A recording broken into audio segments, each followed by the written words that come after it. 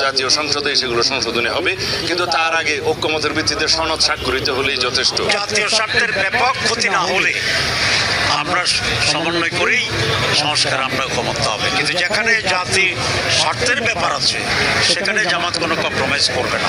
জাতীয় স্বার্থে, দেশের স্বার্থে, জনগণের স্বার্থে আমরা আমাদের যে কোনো জায়গা থেকে সরে আসতে প্রস্তুত আছি, কিন্তু সেটা অবশ্যই জাতীয় স্বার্থে হতে পারে। কোনো দলীয় স্বার্থে বা কোনো দলের চাপে সরকারও যাতে কোনো ধরনের সিদ্ধান্ত না নেয়, আমরা সেই বিষয়টি আহ্বান জানিয়েছি।